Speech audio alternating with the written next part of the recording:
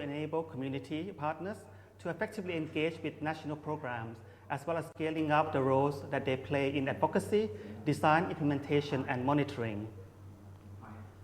The vision of APCOM is that we want to see a world where all gay men, other men who have sex with men, and people of diverse sexual orientation, gender identity, expression, and sex characteristics can participate fully in and achieve sustainable development in all aspects of their health, rights, and well-being. This next session is called Fundraising 101 for NGOs working on LGBTQI and HIV. So fundraising sustainability for NGOs is a constant worry. And now it's made even more unpredictable because of the effect of COVID-19. But fear not, we have with us a very experienced speaker and long-term friend of APCOM, Usha Menon, to share her wisdom and provide us some tips and guidance. With over 32 years of experience in the social purpose sector, Usha Menon is a celebrated speaker, connector, and consultant on nonprofit governance, management, fundraising, and philanthropy. Usha is founder of Usha Menon Management Consultancy, an international training consultancy service that works exclusively with social purpose organizations. She also serves on the board and advisory of various international social good organizations. So with that, I will leave you with really good hands of Usha, but we'll also have some Q&A after Usha's presentations, and I will then monitor from here. So Usha, over to you. Thank you so much for joining us. Hello, everybody, and thank you, Midnight. It's a pleasure to be with you. So while I cannot see much of the messages, Midnight will keep in touch. Show me some love. Put down on the chat, where are you from and which organization you represent. I'd love to know you. Because it is online, we can't come and shake hands or give each other a hug, but do put it on the chat, okay? All right, so today, as Midnight mentioned, we are going to talk about fundraising. And for that, I'm going to share with you some slides, and then feel free to ask questions as we go along. It's 101, so it's really to take you on a journey of how you are doing your fundraising.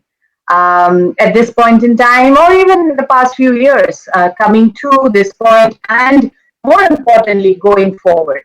So I want to, in the next 1.5 hours, cover 3 key points. One, what are the 4 key principles of fundraising? Because we're talking 101. You've got to get the principles right so that you can build on some solid foundations of good values and good principles related to fundraising. Second, I want to talk to you about how to mobilize funds from your community. Not so much how to write a grant proposal to an international agency. I think you guys have been doing that a long time. It's really about how to mobilize your own community. And thirdly, if so, what are the methodologies that you can apply? You know, having heard from me, it's your job, your turn to start thinking, how will you apply, and what are some of the questions you have for me?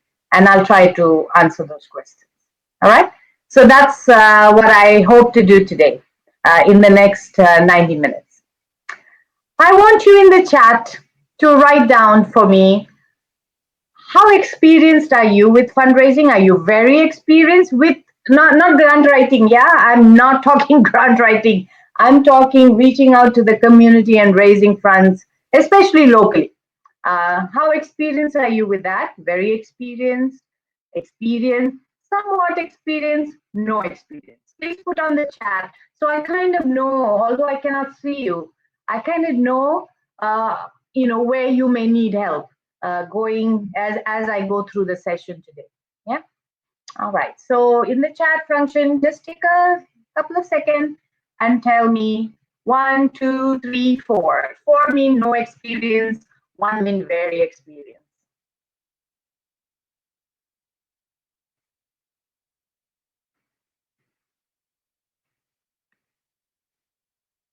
All right. Okay. I want to talk about 4 key principles of fundraising.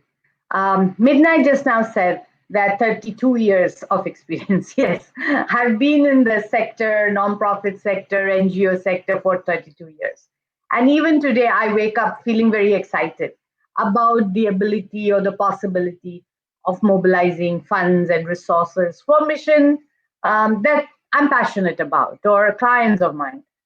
And there are 4 key principles that I have learned when I started, when there was no such conferences to anybody, teaching us about this, especially in Asia. So the first principle of fundraising was, when you think of fundraising, I want you to think of what is the first thing that come to mind about fundraising. Think in your own mind. When I say fundraising, what is the first thing that comes to mind? Highly likely, the first thing that comes to mind when we say fundraising is money.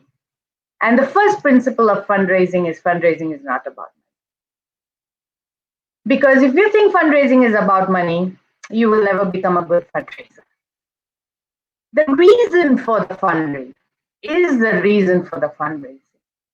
Because you want to negate the stigma associated with, certain people, certain, circumstances, certain disabilities, certain, public impression, whatever it may be, environment, whatever. That is the reason for the fundraising. Money is not the reason for fundraising. Money is the means to the end. So my first point and first advice to anybody starting fundraising or anybody continuing fundraising is, don't think about fundraising is about money. Think about the reason for your fundraising and why the money is needed to make the impact in the community that you're trying to protect, save, build, whatever it is. 2 is people give to people. They don't give to organizations. So very often we see a lot of appeals that, oh, please donate to ABC charity or ABC NGO, ABC organization. People don't give to organizations. People give to people through the organization. It is the people's lives that are changed through your organization that the donor is interested in. The donor is not really interested in your organization. You may be doing a good job, but you have to talk about the people impacted. So even if, when I'm talking to the environment organization, at the end of the day, it's the impact on the people when we save environment or save a tiger or whatever else, right? Even in that kind of context where you don't think of people, but at the end of the day, saving the flora and fauna of a country actually impacts the people at the end. So that is how you need to connect the reason for the fundraising. The third principle of fundraising is, you do not get what you do not ask for. So no use saying, oh, please support us. What does support mean? Does it mean $1? Does it mean $100? Does it mean $1,000? Does it mean 1 hour? Does it mean 2 meals? People need to know, what exactly are you asking when you say please support? Because just saying please support us or please support this organization is not motivational. So you need to, first of all, remember fundraising is not about money. So you need to talk about the reason for the fundraising. Then you need to talk about the people impacted and how the donor is impacted, because one group of people are more energized, more productive, more respected. There is an impact on the overall community. And thirdly, exactly what is it that you're asking for? Are you asking for medication? Are you asking for advocacy? Are you asking for voice? Tell them what is it that you want so that you can meet the mission that you're doing. And the fourth one is, fundraising is about providing others an opportunity to make a difference. When I started 32 years ago, I started as a volunteer for a local charity here in Singapore. And I didn't know all these, principles. But I used to feel very proud When I go and talk to people, I never say, oh, please, will you support? I always say, I want to do something good. I have decided to do it. Do you want me to join and do it with me? So, and people would generally say, yeah, okay, tell me what you want me to do. And that's where I realized that fundraising is not about asking. It is about giving people an opportunity to make a difference with their money, their time, their voice, just like you have decided to do something with your time and effort. So these are the 4 key principles that I wanted to make sure the foundation is right. That fundraising is not about money. People give to people and not to organizations. People need to know what you're asking for in terms of specifics. What is it you want them to do in specific terms?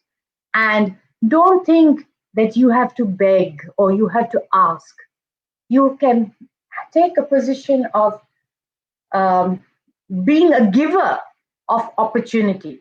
And when you are in the position of a giver, your narrative, your body language, the way you think, everything changes. As opposed to when you think you are asking for help, donation, please. That doesn't mean as fundraisers we should be arrogant.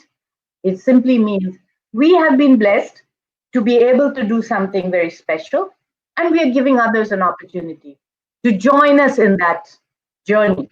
They can say no, sure. They may be wanting to do something for cancer or something for the environment. They may not be wanting to do for HIV and AIDS or some. That is fine, but at least you gave them an opportunity by giving them an opportunity to join you in something you believe.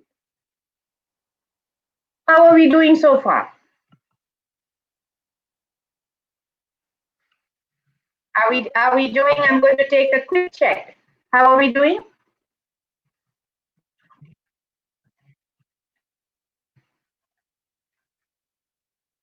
Okay.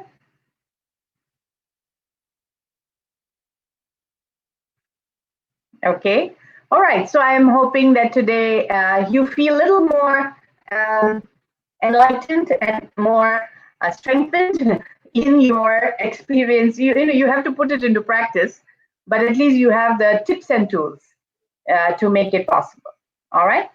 Okay. Thank you. Now let me go to the rest of the next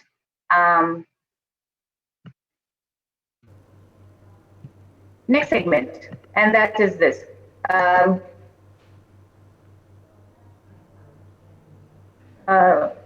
Midnight, are we okay? Can you see the screen? Yep, I can see. Yep. Okay.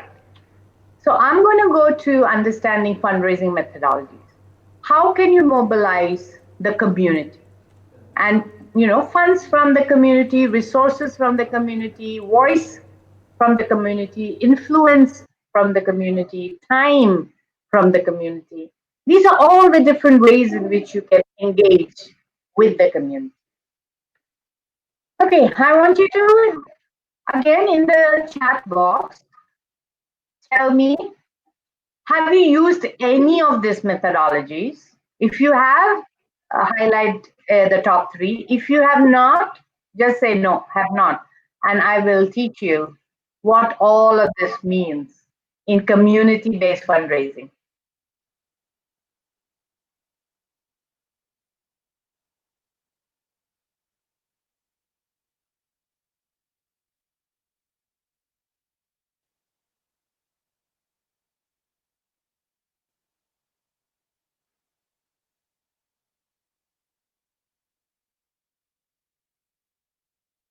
Have you used any of these methods?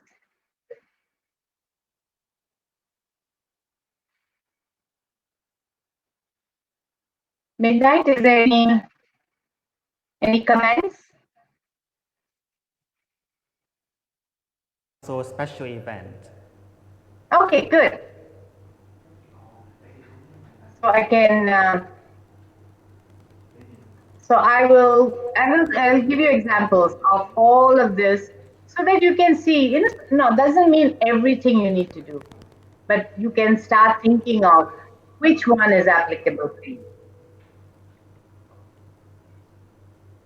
All right, let me start with the first 4. I'm going to share with you 12 methods. The first one is face-to-face fundraising. It basically means going door to door or on the street or to your family and your friends. Basically, talking to people in person and saying, I'm passionate about something that I want to raise funds for, or the organization through which I am volunteering or working, and I would love for you to join me in this journey by making a donation. The second one is peer-to-peer. When we say online, there are 2 ways in which you do online. One is peer-to-peer, where it is not the organization asking.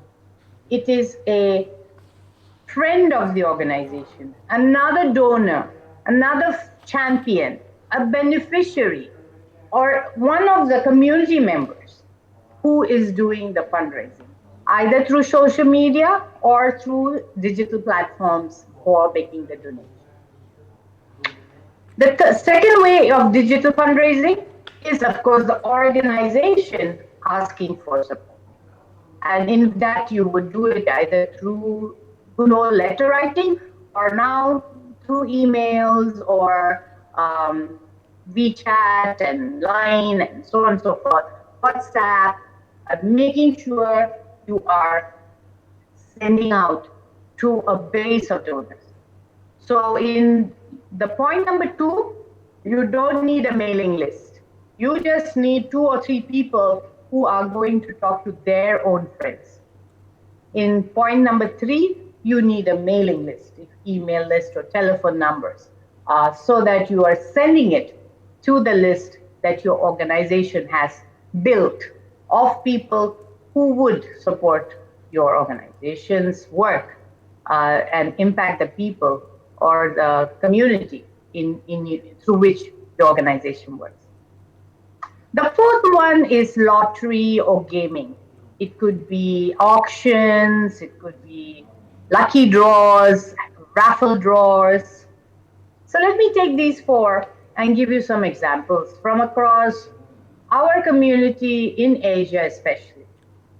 So for example, Gaya Devata, this is an example of fundraising, but peer-to-peer. It is not by the organization, but it is by a volunteer who happened to come to Indonesia and felt privileged to be working with the HIV prevention and support work. And Sylvia decided she is going to raise funds for Gaya Devata. Now, in Indonesia. Now, can you find 3 such Sylvias who happens to come to your country, your town, and has enough? She wanted to raise 10,000, but she managed to raise $2,500. Not bad. If you have 3 friends who can, like Sylvia, who can raise 2,500 each, that's pretty good already. So, and in the process, you have, a new list of 10 donors. In the case of Sylvia, there are 10 donors who gave this total amount of $2,500, $100, $10, $50, doesn't matter the amount. But now you have new friends who are friends of friends that you can build and tell them of the impact of the work you are doing, in this particular case in Bali, Indonesia. That's an example of peer-to-peer fundraising. The next one is an example of the organization trying to raise funds through online. So for example, Humsafar in India. So this is just an example of Humsafar fighting during the COVID outbreak. Unlike Sylvia, they managed to raise 1,600, or let's say 1,700. Not bad. But you will see, and I've seen over and over again, an organization asking versus an peer asking. The peer seems to do a lot better. That doesn't mean we should not do the fundraising. We should, but also look, when you think digital, think two-pronged. One is your organization doing the outreach, and the other is getting friends of your organization to do the outreach. Okay? So that's two ways in which you do digital. And those of you who said digital, I hope you will share some examples in the chat of how you do it. This is an example of lottery. In this particular case, in the UK, and I just wanted to. So this was last year where they had a raffle draw. Now again, you don't need a huge event for it. It is a simple raffle draw where everybody in this particular case buys a $1, in this particular case, a £1 ticket. So if you £10, £100, whatever you want to give, and in return you will get a cash prize of 1,500. So totally they would have spent about £4,000, but hopefully they have raised at least 10,000-20,000 pounds at £1 each, and in the process. And if you can manage to get sponsors, then everything you raise goes towards the work of your organization. So that's what I meant by gaming. Later on, I will give you an example of online gaming also, but let's come to that. So when I say raffle gaming, this is what I meant. Simple, but it celebrates. In this particular case, it's called the big raffle, and they're proud of it, and they're celebrating it with all the colors. And in the process, the Rainbow Project raised the money needed for the work they did. Now, the next four that I want to talk about is memorial and tribute gifts. People who celebrate birthdays, people who celebrate death anniversaries, wedding anniversaries, people who celebrate Women's Day, Mother's Day, Father's Day, doesn't matter what, something that is people who celebrate. I'll give you an example of that. The other one is merchandising. Of course, chances are you know about it. It's like T-shirts and friendship bands and all of those things that you actually make and you sell to raise the money. When you do merchandising, you could actually ask the person who is doing the manufacturing to sponsor the product, or you can ask a sponsor to underwrite the cost of the product so that everything you sell is your full income. Right? Special events, yes. Some of you mentioned that you do special events like dinners or walkathons or flag days where you go on the street and sell things, car wash, different ways in which, different special events in which funds are raised. You say, if you can get 10 your board members to say, we will watch the cars of all our friends, $100 each, maybe, $50 each. They're not going for the car wash, but they go in because they're supporting their friend who is doing that to help raise funds for a cause he or she is excited about. So special events comes in many forms. It can be indoors, it can be outdoors. Now with COVID, you may even think of digital. Now there are apps that, like with Fitbit and Apple phones and all, how many steps you cover. There are a lot of walkathons that are being raising funds digitally. Depending on the number of steps covered, people are making donations. So those kind of things are the new way of doing, the new normal with special events. And then, of course, there is the corporate donations, where corporations have either CSR money or their philanthropic money that they are trying to see how they can make an impact in the community. So let me give you some examples of these. So this is Philippines. Memorial. When I saw this, when Midnight shared with me this information, I was thinking, this is a memorial. It took losing a good friend of mine at the age of 26, sad Catriona, and she's Miss Universe Philippines. So that is a memory. In memory of a friend she lost, she decided to be a spokesperson to support the Love Yourself campaign and so on and so forth in the Philippines. Who do you know who is of a certain stature? And it doesn't have to be a Miss Universe or some a very, very famous person. It could be somebody in your community who has good friends, who also feels that in memory of someone, I will do something, and that can raise funds.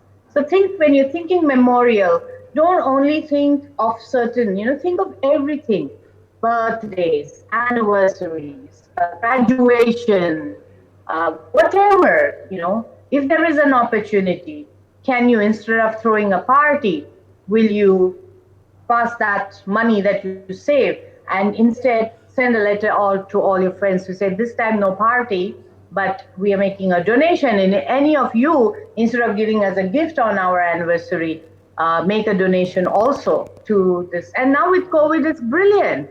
You can just get online on one of the Zoom and still have a party at no cost. And every money you saved from the food and the venue and the decoration can be donated. Give your supporters that idea and ask them, will they do that for you?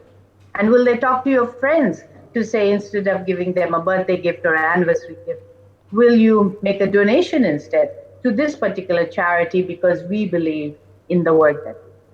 So think about it. The other one is merchandise.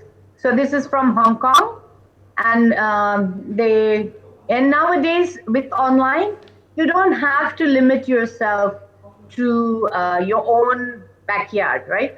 In this particular case, in Hong Kong, they have put the US flag. And I saw many people from the United States who have bought this mask because of the COVID, and because it had their flag, they were very excited too. So you don't have to limit yourself only to your backyard. You can design something that has global appeal, and if it's pretty enough, anybody around the world can easily buy it online these days. So link yourself with a online agency that does these kind of deliveries, and there you go, you're set up your merchandising possibility. And if you go to this website, you will see the Hong Kong website, and these are all for LGBTQ groups that this particular masks are being made. Some of the comments in the comment section, so heartwarming, and from all around the world. So can you do something that can mobilize resources and support from all around the world? And it's not just about selling the mask. After you've sold, find out, 2,000 in this particular case, 2,370 sales. So who are these 2,000 people who bought your mask or whatever it is that you are selling? Talk to them, thank them. So don't just say, oh, good, we got 2,000 sales of $100 Hong Kong dollar mask. It is more importantly, who are the ones who had the heart and the affiliation to the work that you're doing, who care about, the stigma kind of thrust upon our LGBTQ community, and who is willing to, make their voice heard by wearing a mask that says hate has no home here. Such a brilliant, strong endorsement. Who are they? Who are these 2,000 people who felt they are willing to endorse living in a much better world? And then talk to them, and maybe you will get other ways in which you can engage them beyond them buying the mask. And then, of course, special events. And this one is from the Kingdom of Tonga, and they have a galaxy pageant. I'm sure that you have many others. They're already planning for their 2021. I noticed that they did not do 2020 because of COVID situation, but they're already planning 2021. But the idea is, when you're doing special events, do something that is core to your mission. And I love the idea, it's the Miss Galaxy pageant that celebrates trans women.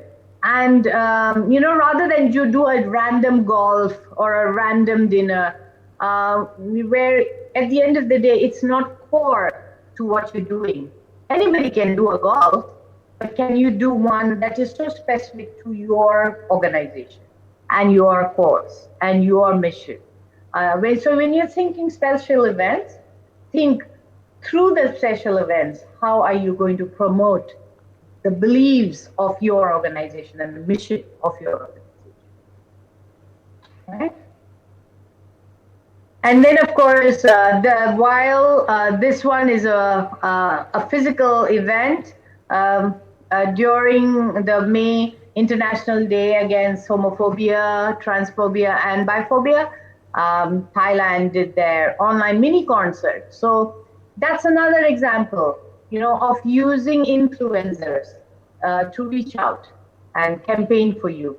And while this is happening, while the concert is happening, how do you ensure that fund is also being raised? By ensuring there are constant calls to say, while you're enjoying this concert, please make a donation now, and having the link.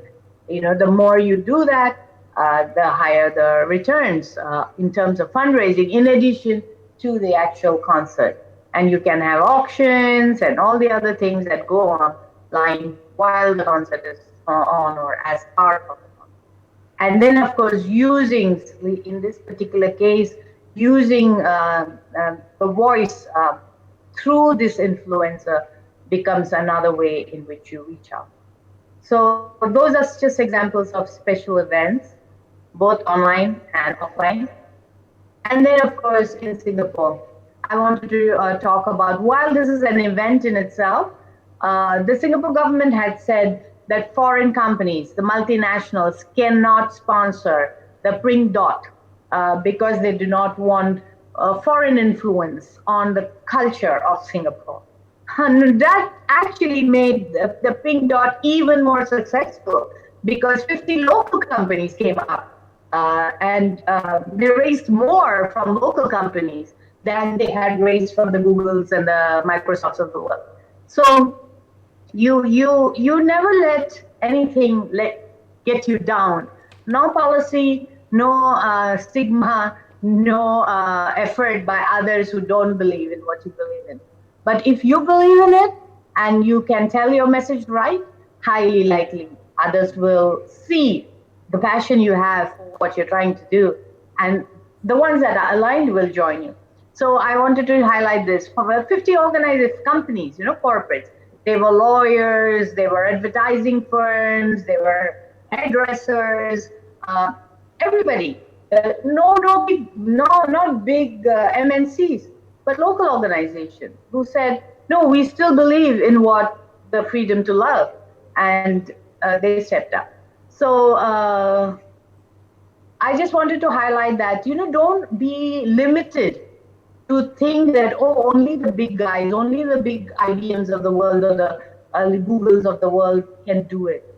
Anybody can do it. It's how you tell your story in a way they feel that you've given them an opportunity to go on a journey with something that you're excited about and which the world needs. Yeah. So this is just an example of how corporates support the LGBTQ work in different parts of the world, despite, or especially different parts of Asia and the Pacific, despite other situations or circumstances that may be a hindrance, but that doesn't stop. You may see me right there in the middle, and some of you from Thailand may recognize yourself. So I had the opportunity of working with UNAIDS and the HIV and AIDS community, and we talked about the Last Mile campaign. And this is another way where, together with the community, we managed to reach the booted and suited people, where they made the contributions, the corporate support and the influencer support for the work that was done in Thailand. So the community needs to mobilize itself, and then when the company sees that this is a movement and they will join that movement. Right? So the last 4 methodologies that I want to share with you is corporate social responsibility. This is catching up, in the corporate sector. While the corporate sector may give donations, they also are organizations that have a very strategic view of how they play their responsibility. So if you go onto the websites of these organizations and read up, you will know where, so they may talk about, some of them very clearly talk about supporting the HIV or the LGBT community, but others may talk about respect, community building, employment, uh, abuse. And if you are working in areas where you're looking at employability of people from the LGBTQ community, maybe that's the kind of organization you go to. If they're talking about domestic abuse and those kind of things, and you are working with children who are queer and hence they are being abused either in school or in their own families, and those are the people that you're working with, you may want to put up your, you reach out and talk to them about it, because abuse doesn't mean only a certain community, right? So certain limited community. It could just, if there is abuse happening and these organizations say that they are against abuse, then, and if you're working in that space, yeah, you should be talking to them about it. Initially, they may not see it, but over time, when they see how that impact, very often they're not even aware. So for me, educating our community, educating our donors is as much the responsibility of the fundraiser as much as the actual fundraising.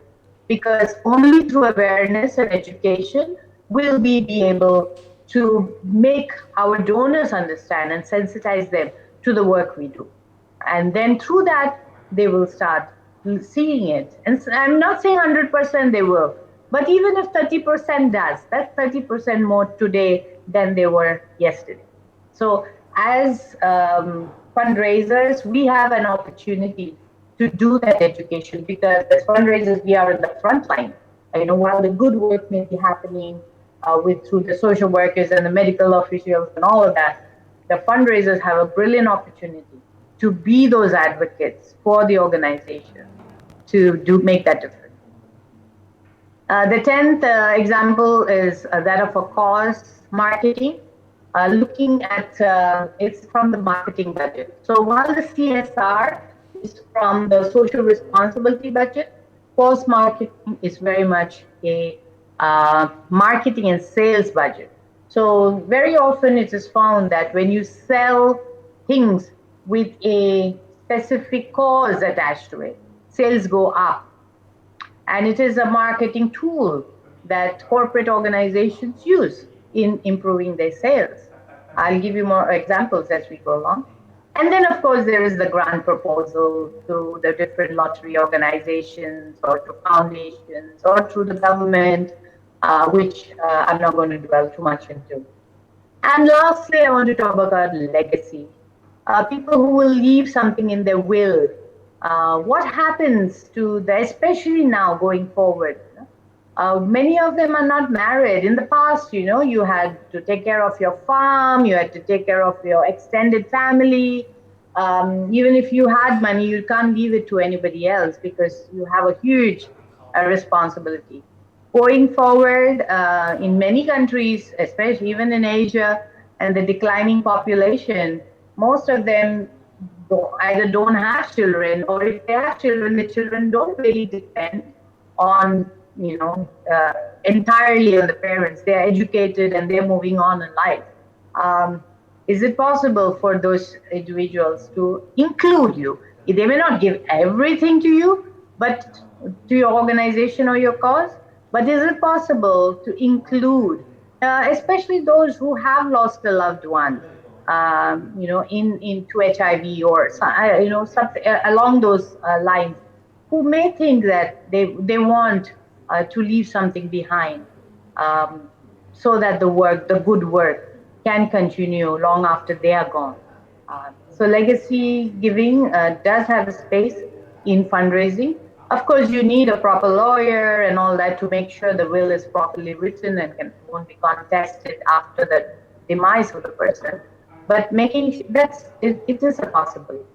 There are organizations that are more and more now receiving legacies from people who are moving on from this world, but leaving something behind so that the work doesn't stop. Yeah? So those are all the 12 different examples I wanted to share with you. So when I talk about corporates, so pioneers of justice, just one example, there are plenty. I have nothing to do with Levi's, but I'm just giving an example. So if you Google, which are some companies that talk about justice, they talk about, so in this particular case, Levi's, LGBT rights is a criminal justice, LGBT right is a stated area of support for them in their corporate social responsibility. So they support, trans work, trans liberation, if you can see the photograph. They support that kind of work. So, which are the organizations that you can research who have a stated focus on communities that you work with? Cause-related marketing. This is from the United States, where Burger King wrapped its burger and they said, we are all the same inside. So the burger was wrapped in the bright colors, and they saw a 47% of consumers under 20, and they are a huge component of the burger eating generation. 24-year-olds were, supporting the program. And even the older ones, 30% of them said that, yeah, because it's that Burger King stood up for something that they believed in, we would buy this particular Proud Whopper instead of the usual, one of the other burgers. So this is how cause-related marketing. How are you educating the marketing people to ensure that they can think of something that has benefited? They're not just doing it for charity's sake. They're doing it because their sales go up 20%, 30%, 40%, but also because at the end of the day, they believe in something. So how are you using cause marketing to reach out to target groups which are relevant to that community? In this particular case, they went for the 18 to 24-year-old who bought more of the Proud Whoopers than the others because they stood for something. Here is an example of using influencers. This is from Singapore, the pink dot. There is one way of using influencers, all the richer, the famous ones. So this is a whole bunch of Singapore-related influencers that brought together, and they said, I am proud, I am what I am, and I'm proud of it. You will recognize many of them. So they stood up for what they believed in, and they participated in the pink dot.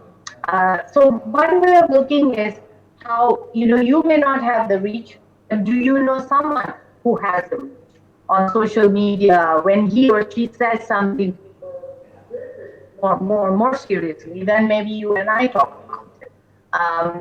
And we recruit these influencers, especially now in this digital age, where people have following. So if you look at the following of each of this, collectively, they nearly reach out to practically everybody who is online in Singapore, in some way or the other. So that's the way they are, using these influencers to reach out. But you don't have to be very famous. I don't know whether you read about the gamer in UK. This was last year. He raised 250,000 pounds. In fact, he ended up raising 324,000 pounds at the end of it within 2-3 days. And basically, he mobilized the gamer community. So Donkey Kong is one of the, like an old game. And what he decided is he would try and beat the score of Donkey Kong 64. So those of you who understand gaming, he live streamed for 57 hours. He's a YouTuber, I know, and he has that following. And he asked all his followers on YouTube and his other social media feed to support Mermaids. Mermaids is an organization that helps transgender teens and children. And he said, people don't understand. There's a lot of misinformation out there. I want to make people aware of the rights of transgenders, especially children and teens. And Mermaid helps such children and teens. And I want to raise funds because at that point in time, the National Lottery had decided to pull back the grant. And he felt that that's not fair because these children need the support even now more than otherwise. So he decided, since the National Lottery had decided to pull their grant, end their grant, he would raise what the lottery was supposed to give. And he managed to get to 324,000 pounds or $324,000 or 250,000 pounds. And because of his effort, not only did they raise the money, the National Lottery actually saw that there was so many people that are supporting the rights of transgender children and teenagers that the lottery had to reinstate themselves. So it is not just about the money; it's also about the voice and influence that many of these influencers can bring. And is he like a movie star? No, it's only people in the gaming community, that too in the UK, who would know about Ruiz. But he managed to pull it, right? So who in Thailand, who in Indonesia, who in India, who in is the gaming community or any other community is an influencer who has a heart for the kind of work you do, and then you can work with them to figure out how to do to mobilize funds and influence for your cause.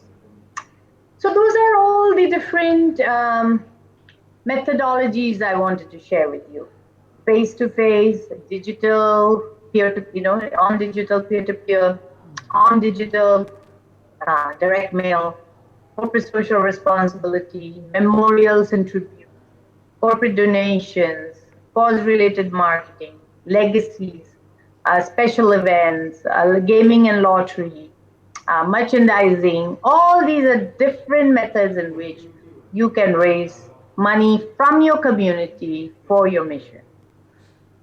And now it's your turn. I want you to think about, and Midnight, you will have to help me with that. What are some questions that they have? For the next 20 minutes, I want to talk about questions you have that will help you. Let me answer your questions, queries on all the methodologies that I talked about, as well as any clarifications that you need. I have purposely set 20 minutes for that so that we can make it more relevant to what you're saying, what you need. Midnight, any questions, comments so far? Thank you so much, Usha, for those wonderful presentations and the 12 methodologies that the communities can use, and already, I guess I'm already utilizing from the examples that you've already displayed there. We haven't got any questions from the floor yet. I think they're just a little bit shy, but I do have some questions from from your presentation. So I'll start off with that, and then we can keep on those discussions as well. Sure. One of the things that of course has come out because of COVID-19, and you mentioned a little bit about using the online to do this specific fundraising. What about in communities that cannot have access to the online? What else can they do? Yeah, particularly when there's a lot of more lockdowns in other places where they don't have the access on the new technologies. Yeah. So if you don't have the online, but in most of Asia, even in the remotest of places, everybody is online or on WhatsApp or any other ways of reaching out, right? So even if you don't have, you as an organization don't have, do you know somebody who have access? So do peer-to-peer fundraising. Don't feel that your organization don't have the capability or the capacity or the skill, so I cannot do online. There are so many others who have the online connection. Ask them, we are not able to reach out to our community. Will you send out these 20 WhatsApp every day for us? Can you volunteer to send out this, little story of how we have impacted one person, and always one person, because you talk about a lot of people, it's just, facts. If you talk about one person, it's a story. So make sure you are providing them, and that's how I would do it. And I know I've done it, and it works. If you don't have it, find out who are the two others who may have what you don't have, and ask them whether they will, and not just random strangers, somebody who you know of or who have been associated with you in some form. Did that answer your question? Great. I mean, you make it sound so easy, Usha. You're like, starting off with people that you know, you ask, and then maybe sometimes it's so difficult to ask the people that you know. How do you ask in a way that, I guess in the community, they're afraid that the same people gets asked, right, to do things. And then there is that, maybe it's a culture not to ask for funding, for support, for voice, influence. How to do that? Don't ask, give. Giving is always so much easier and so much more blessed. You can say, I want to give you an opportunity to do something brilliant for this one person who is, and whatever that impact is going to be. Will you do that for me? It's very difficult to say no. Yeah. So if you say, oh, please help, it's like, oh, sorry, I don't have budget or whatever. But if you say, I want to, do this, and will you join me in doing something like this? They will say, oh, can't, but let me talk to my sister. Or, they will think of, in a way, how they can help you. So I have always, and that goes back to the principles of fundraising, don't ask, give people an opportunity to do something brilliant that day. So that's a really great tip in terms of the way that you frame the opportunity. The frame, yes, frame the way. Yes. Do we need to have already like some sort of a product, like a lot of the examples, they were already doing some, pageants, or there's a mini concert that people can really immediately think about giving. A lot of the community groups, they work on advocacy that takes years to make things happen. I'm wondering whether in terms of asking for, don't say asking, give it opportunity for the support. How would you say that? Yes. I remember when I was working with the HIV community for UNAIDS here in Thailand, there was a story of one of the organizations where they said that in a hospital, they had kept the HIV patients under the staircase because there was not enough, they were not giving them proper rooms.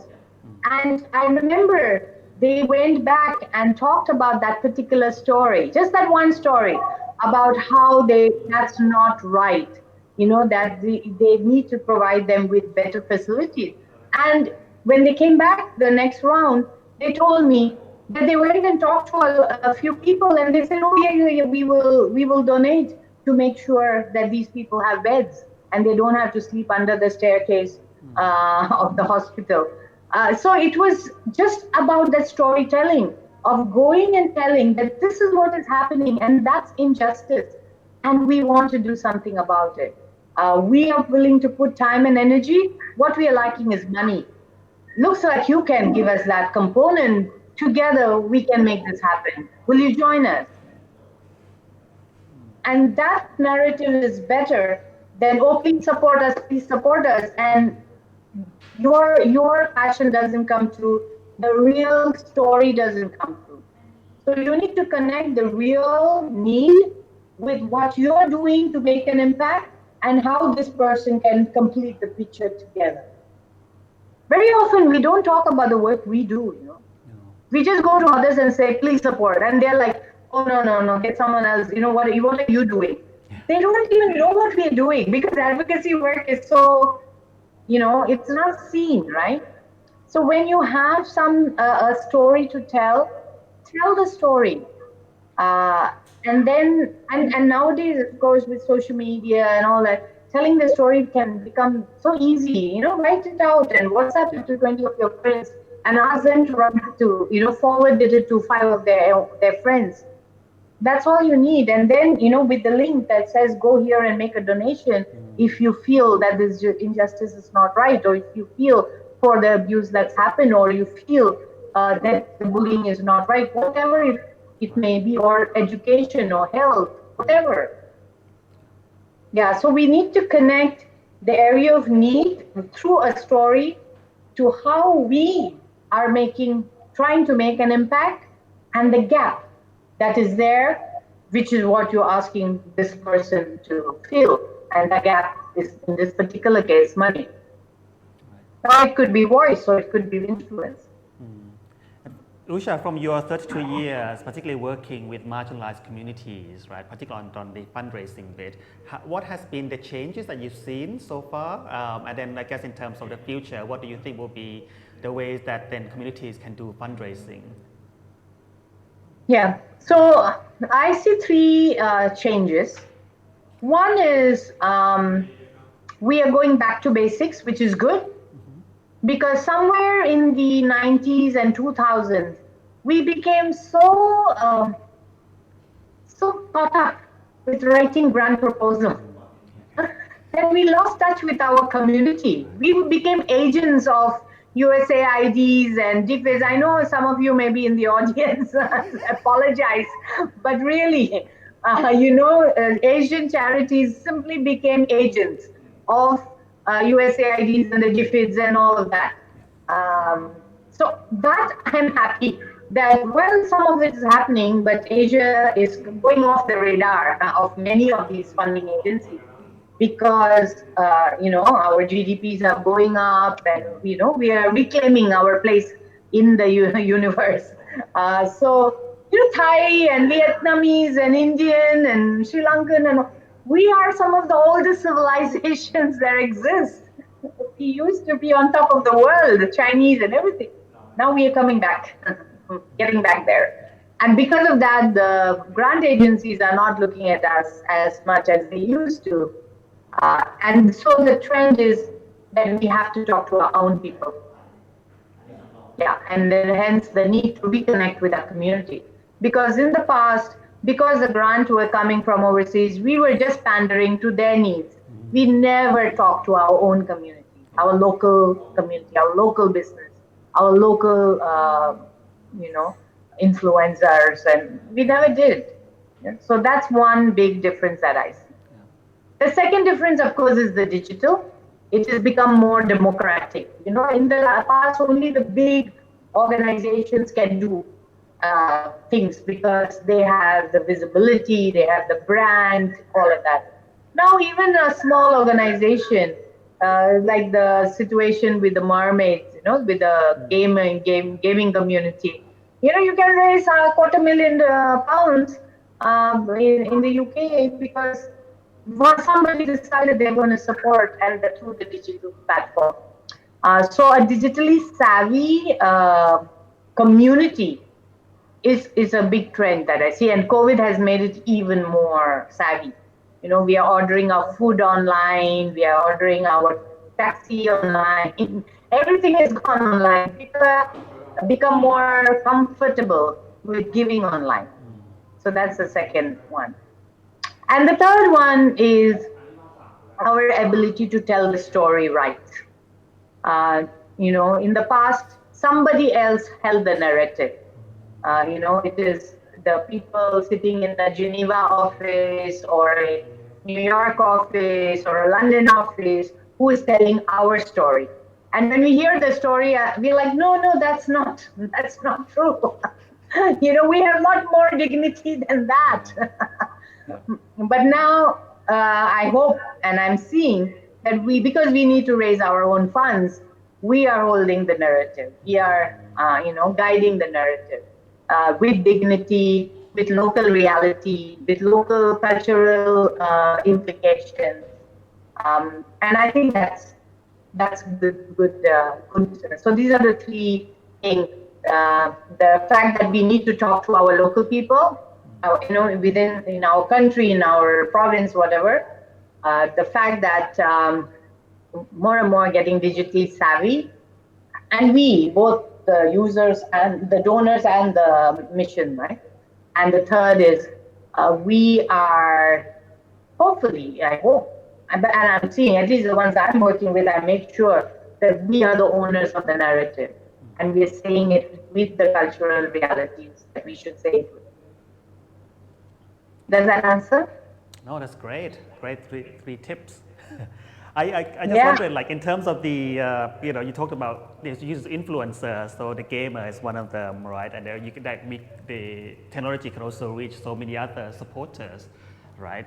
And then yet we want to also do something more authentic, telling our own story, and we're going more and more online. How do then people connect in terms of authenticity from the online space to something that then we can demonstrate that it's actually doing social good on the ground?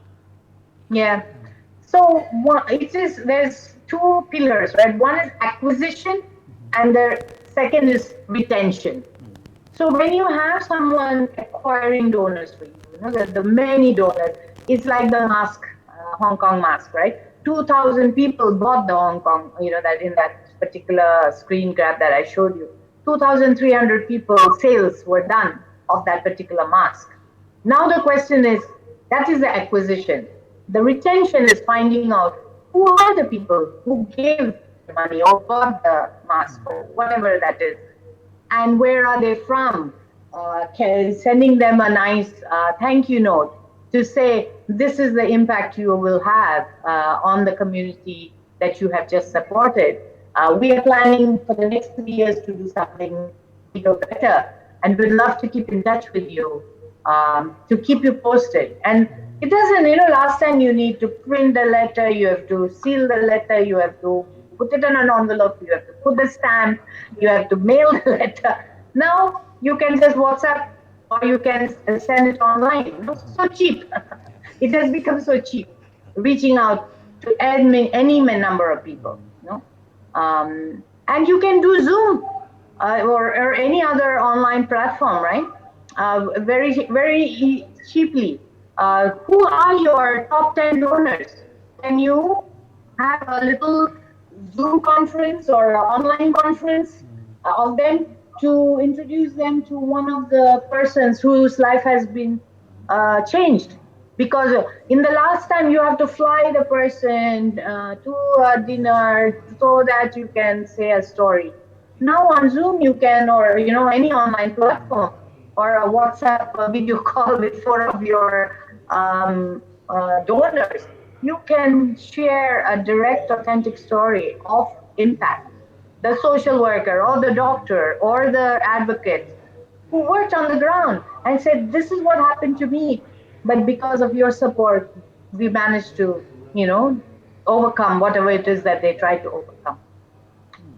So using digital doesn't only mean fundraising, it also means about maintaining the relationship, friend raising of your donors. Now, once you have got them in, so acquisition, getting the donors, one, then maintaining the relationship with the donor and sustaining that relationship and ensuring they continue to support you is the next. Usha, you emphasized a lot on the kind of acquisition of the contacts and then making sure that you keep the contacts, understanding them more. And I mean, a lot of the community organizations, they might think this is a lot of work to kind of like, you don't know, is there going to be more funding coming in, or how to then, I guess, in terms of the human resources, how much time, or do we need a person? Do we need a person who does communications or know marketing to be able to do this effective fundraising? What would your advice be for those? We use volunteers. We've always used volunteers. In the past, we used volunteers in different ways. Now, we can easily use, young people who are digitally savvy and tell them, here's a list of 10 donors that you need to stay in touch with. You know, you can decentralize. You know, so you don't have to go on the streets and sell, you know, flowers or whatever. You just make sure that every month you send out this message to 10 of these donors. You don't even need staff really, you know. If you're doing volunteer management anyway, even for our, you know, the on the ground work, we do volunteers. Now you just create one small cohort of champions or friends of, or whatever you want to call them, angels, whatever, give them a nice name. And they will be your champions. And they have 5 things they need to do in a year. One, make sure that they're keeping in touch with some of the donors and keeping them updated. 2, they are doing some peer-to-peer fundraising among their friends and family and others. 3, they are looking for influencers who they can convince, you know, and introduce them to make it a bigger pool of volunteers. 3, they are tweeting or they're posting on their social media in support of the organization they believe in or the cause that they believe in. And 5, they're reading your newsletters and whatever other information you send them, so that they're educated about how to say, how to, you know, you don't want to use certain words that may not be right. So they are also learning in the process. And these young people are a huge resource to any organization. We have a comment Or, we have a comment that says fundraising is fundraising. yeah, fundraising is fundraising, totally. And it's fundraising also. Okay. You know, because when you do it in a creative manner, it's fun. That's why 32 years I'm still excited about fundraising, because it's fun. It's fun, really fun. There are very few jobs that is very fun. This is one of it. Well, clearly you're so passionate about it, and you know you can talk and you do this work for over like 3 decades. Yeah. And still I am excited, and every day I talk about it, I'm excited. I don't feel, oh no, it's you know, because it changes, like you said, you know, it changes. And the more creative your idea, the better it is. I mean, you don't have to be very creative in a, you know, artistic sense. It is creative in a relationship sense. You know, like if you were dating a girl or a boy, you know, you think of, you know, should I give her a flower or should I give her, you know, whatever. It is about thinking, how can I delight the community so that they feel excited about what I do. And I think once that delight comes through, they will be, you know, they will be happy to join you, because people like to join happy people. Usha, we have been doing some work with the community around you know, getting them out of their comfort zone to go somewhere that they have not been, you know, talking to, particularly with the non-grants type work. And yes.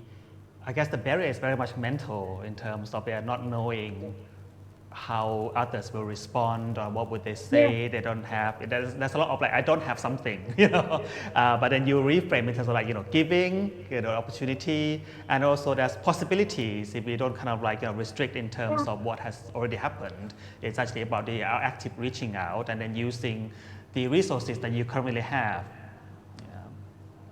Yes, and I can give you an example. You know, when you go, and I said fundraising is not about money, there are 5 things you can ask for. You can ask for time, you can ask for voice, you can ask for influence, you can ask for networking, and you can ask for money. You know, so those are like the 5 things. So when I started, this is not specific to an LGBTQ group, but for one of the charities, I had contact with a kind of a well-known person. And when I spoke to that person, I asked him, I need 5 things from you. I just told him. He's quite a well-known person. But I just said, I have come here because I am going to give you an opportunity to do 5 things. And he was like looking at me and he said, what 5 things? I said, I need your time. So he said, you need my time for what? I said, I will figure what I will use my time for, but will you give me half day of your time in 1 year, half day of your time? And he said, but what will you want to do with the time? I said, okay, now that brings me to the second one. I want your influence. I am going to tell them that you are coming for half a day to volunteer at our organization. And I want you to write to people and say, you are going to this organization to volunteer, whether they want to come. And he said, no, I cannot do that. I cannot do writing to people and telling them that I'm going to volunteer. Yeah, maybe I can volunteer, but I'm not going to write to anybody. I said, okay, no problem. 1 down, 3 more to go. Can I ask you for voice? You can't give influence. Can I get voice? He said, what do you want me to say in the voice? I said, I just want you to say that you're going to volunteer with us. And he said, yeah, if I decide to come to volunteer with you, I am happy to say I'm going to volunteer with you. I said, okay, so you are maybe giving me time and you're maybe giving me voice. And I said, will you also be able to allow me to write to other people to say that you are coming to volunteer with us? He said, if I'm coming to volunteer with you, maybe, yeah, sure. Yeah, I am fine with you writing to whoever you want to say I'm coming to volunteer with you. And then I said, and will you make whatever amount, the amount is not important, but some donation to our organization, if you're coming to volunteer. He said, oh, you want my time and my money? I said, yeah. I told you I want 5 things. 1 you didn't give already. I'm down to 4. So just because he just wanted to know what I'm going to do. He said, okay, I will give you half day of my time. I said, okay, now I have your daytime locked in. You are not going to write to anybody. Okay, I'm going to write to a few people to say you are going to come to do volunteer, and you are allowing me you will give me one quote that says why you are coming to this organization to do the volunteer. And so then I wrote to 20 CEOs of companies from our database and said, Mr. So-and-so is coming to our organization this day, this time. We are planning to do some volunteer work. If your CEO and your chairman wants to join, you are welcome to join if you make a donation of $5,000. And they were like, whoa, that to spend half a day with that, that famous person, we can give $5,000. And 20 organizations, 2 people each, chairman and CEO. So we got $10,000 from nearly 12 organizations.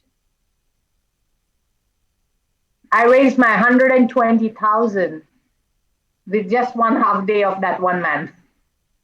So it is, it's about being creative and passionate, but systematic. You have to be systematic. So of course we wrote to 20, some couldn't come, they were not, this is before COVID, so they were traveling, but 12 of them came. And then I had calls to say, oh, my chairman was asking whether the vice chairman can come or the CEO can. And I'm like, no, sorry, waiting list next time. Yeah, so they're like, oh no, we can give more, we can make bigger donation. I said, yeah, sure, you can make bigger donation, but you can't come because we are limiting it to only small group. And then they're like, okay, let us know when the next time. And he continued to volunteer every year for us after that. Because he loved it. He was meeting a small group, he was doing volunteer work, and he felt nice, personally nice about it. So this is just an example when I say, the 5 things. Yeah. You should talk to some few individuals and ask them for those 5 things. And some they cannot give, some they can give, and you're already halfway there. And do you need a lot of effort? No, nothing. The volunteer program anyway is something you do, you do anyway. And also for you to kind of give examples of how you say those things, and it gives a bit people context, right? In terms of, you could have a rejection on some of the things to us, and then but there are other ways to kind of like the way that you say it. And if he says, "Oh no, I cannot give influence," don't try to convince him. No, you must give him, because if we don't want to give, we don't want to give. It's okay. I will go to point number 3, and point number 4, and point number 5. And even if he says no to everything, as Asians, we are like, we don't like to say no. So even if I'm sure I can get one donation from him. Yeah. Or he will, figure some way to do something for me, because he knows that, I was so keen on him joining and he cannot come. But frankly, I've never met a person who don't want to come, because they are more interested to find out what to, I've never been asked to do something like this. So I will try it out. Yeah. Oh, thanks, Usha. I think that's 20 minutes of the Q&A discussion. Yes. Any other questions, comments? No, that's it that I have on the board. Okay. Yeah. I didn't have much else. I just wanted to just ask people. Wait, let me share screen.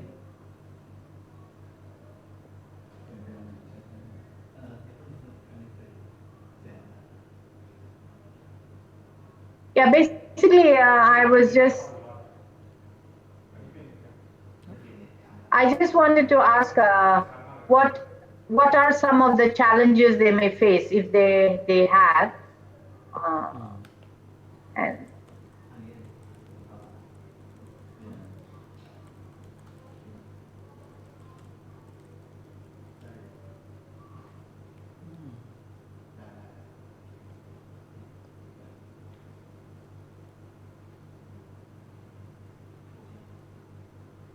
can you see the screen? No, not yet. Can you see now? Yep, so we have methodologies. Yes. Yeah. So I just wanted to, what are some of the other challenges they may face? And also, how confident are they when it comes to 2021-22? And if they're very confident, why are they very confident? If they're not confident, why are they not confident? What are some of the reasons of not confident? Or if they're confident, what are some things that they see in 2021, 2022 that they feel confident?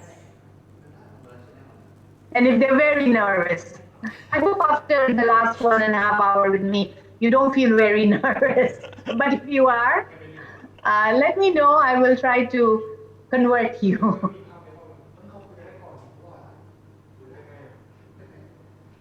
We haven't got any comments yet. I guess people are more nervous about sharing whether they're confident or not. Yeah. Is there any comments or?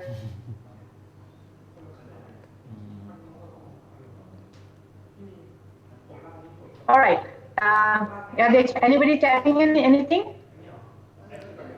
No, not at the moment. So maybe Usha, maybe we can try to give maybe advice for those who are kind of less confident, and maybe for those that are very confident as well. Yes. So I was. So those who are very confident, keep up the confidence. But I would highly recommend never be arrogant. Because sometimes when we are very confident, we become arrogant, which has nothing to do with fundraising. It's life itself, right? When you are successful, don't be arrogant. Share your blessings with the others. So very often, you sometimes you may meet a donor, and the donor may say, and this has happened. In fact, yesterday in the Singapore media, there was a story which of something I started 12 years back and is still going very strong. I met Citibank, the bank, right? And I was talking to them for one of my, the organization that time I was working for, Habitat for Humanity. And I asked them, we were talking about a collaboration. And Citibank is a big supporter. And they said, Usha, we have been doing this, but we want to do a little something different. And I said, what different do you want to do? Is it something with the youth? Something, which is about building community? And so I contacted a contact of mine who work with the youth and who work in the community. And I said, I will introduce you to these people because they are looking for something that is related to the youth. And it's 15 years and that relationship is still there. So, don't fear that, be generous, especially to those who are confident. Because when you meet 5 people, 3 people may join you, but 1 or 2 may not join you. Ask them, why are they joining? They may say, oh, that's because my mother died of cancer and I want to support cancer, or I'm into animal protection, not human protection. So call your contact in animal protection and say, hey, I met someone who has a heart for animals and you guys are working with animals. Let me connect you. It's good karma. You connect someone to someone else will connect you to people that you need to know. Yeah. So for those of you who are confident, I would say, since you are confident, help bake a big pie, big cake, or whatever, rather than build a small muffin and be very confident about your little muffin. Those who are not confident, or somewhat confident, I would say you're doing a good job. You're not asking for yourself. You're asking for the community. You're asking because a need exists, and you're going to tell the story of that need in an authentic manner. How it impacts you and how it impacts the community that you're trying to make a difference in. And how through you can give an opportunity to this person. Whether you are writing an email, whether you're writing a newsletter, whether you're posting on Facebook, whether you're posting on Instagram, doesn't matter. Say it in a way that you put the reader at that, because very often we are so caught up in our own mission, we talk about ourselves a lot. We don't talk about the person reading. Yeah. So think about the person reading. Who are the kind of people who are looking at your Instagram?